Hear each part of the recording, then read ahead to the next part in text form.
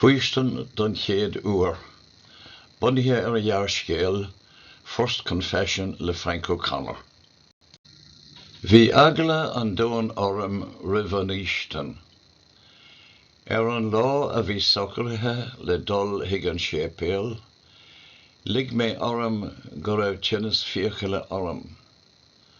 Ach cuireadh ina lí orm go mbeadh orm Faoistin a dhéanamh ar an sathairn, agus go rathú ma dhearafar nóra in éireacht liom, a dhíth.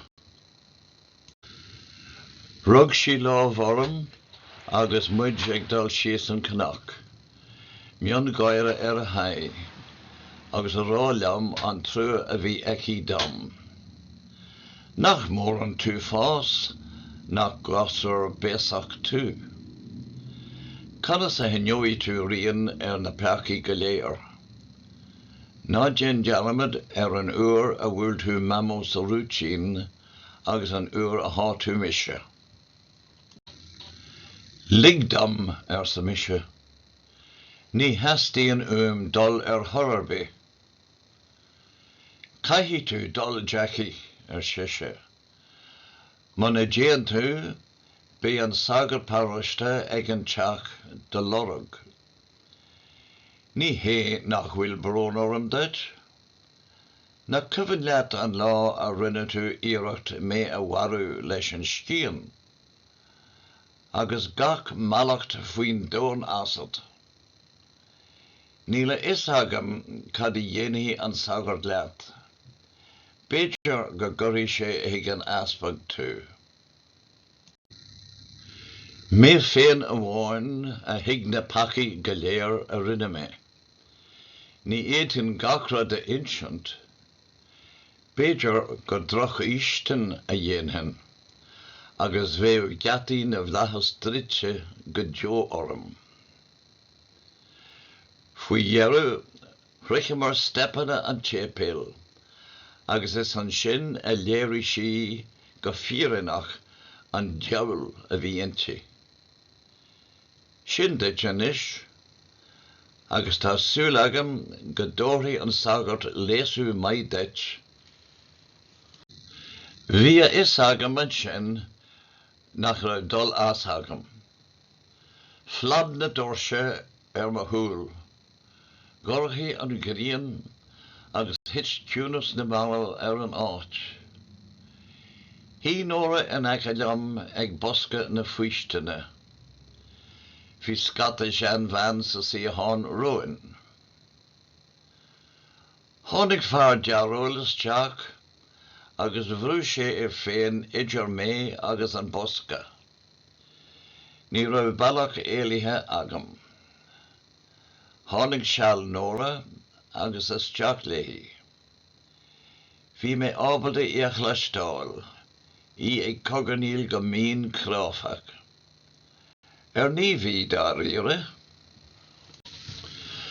Amach léi an sin, a lábha nasca, gnúis na nangel orthaí. A dhíth, sa mínochtain na man.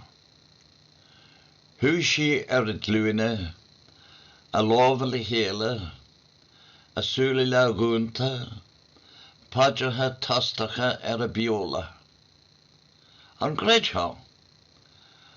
Ar a bheith sin luúin ag spirichanní ar a ceann. Bhí sé an amdom, isteach liom agus gún mé an doras I ma dhíth. Bhí sé ó dúla pic lestí. Ní raibh ar ma hamas an sagart ná a ra ar bé eile a eicáil. Leagaí ma hosa. Níl a seansa bé agam anis. Tar éis tamil tháinig mé an shelf, ó thard le ma cheann. Caithfí go raibh é sin an siathán don na glúine a bhartaí mé. Suas liom. Bhí an shelf cúng a deirí liom greim a fháil air. Tás go lipa, déalaí solas lágas teach, agus thula mé go, cé atá an sin? Is mé atá an a ahar sa mise. Ní ach sé mé. Chiantaí mé sios agus deirí leam an lipa a eicáil. Bhí an sagart an, mise bunus cionn leis. Benny mé a ahar or faci mé. Sé seo me chéad Faoistin. Cad atá á dhéanamh agat thuas an sin, sesin go borb. Leis sin, leabhnaí mé, agus sios lam go talú de flab. Léim na daoine les muo suas, a méal oscailt. Amach leis an sagart, agus isteach leis sa chiallaín láir, áit a raibh mé a lí. Bhrostí nóair a suas. Bhí is agam go gurtha náire orann go léir le de chleasaíocht. Cait ar súil a hinneáil ort, lá agus ihe siise. Leis sin chruimsí agus thug clóite sa chlúisdam. Lig mé scrád asam. Stad, stad, cén dánachta is sin, an ladin bochta bhúlú mar sin, I deach an tíorna. As go brach leat a hallach, agus scur den drochaíde sin loirech san sagart.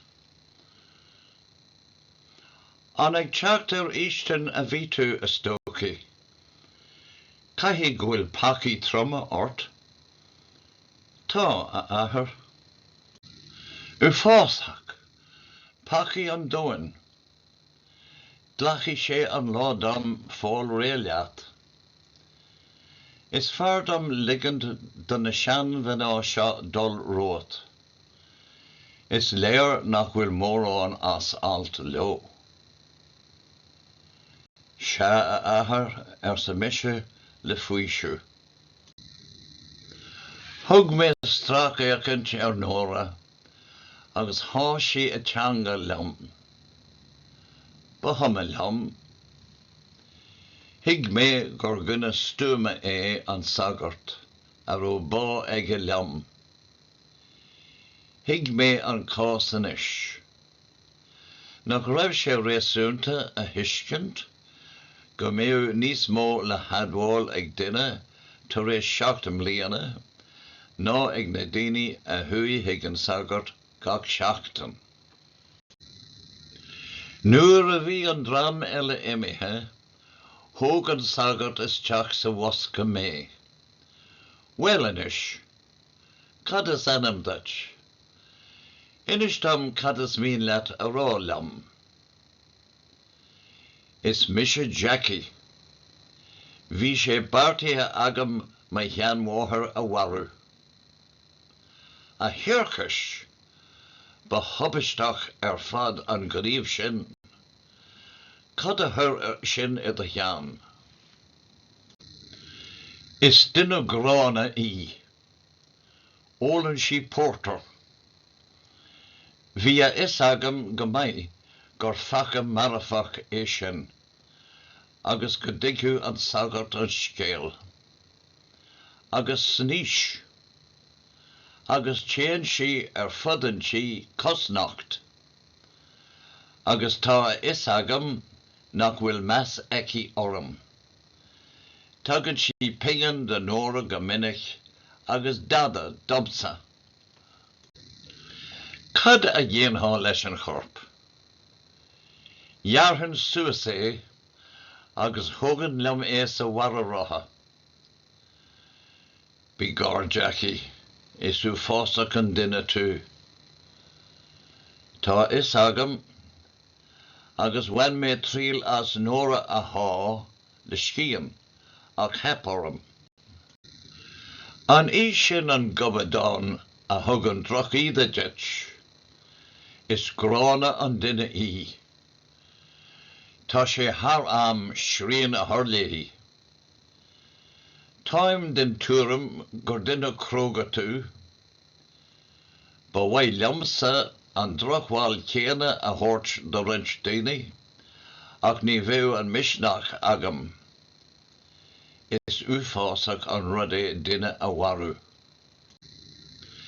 Bhí mé ag córá leis an sagart feadh 10 nóiméad, agus ansin shiúil sé liom go gceata an tépéal. Bhí brón orm sláán a ágáil leis, mar ba himúil an duine é. Bhí is agam go raibh gach rud ina cheart inis, agus nach raibh ifrin in ann dom. Bhí nóra ag fannacht liom. Well, cad a thug sé deit? 3 Hail Marys. Inis tú gach rud dó faoi mamó agus an scían agus a rille. Dinis, agus thug sé bullseyes dom. Ní fiú do dhuine a bheith macánta agus súáilteach. Bara bhád a bheith pachúil a bhfuil tasa.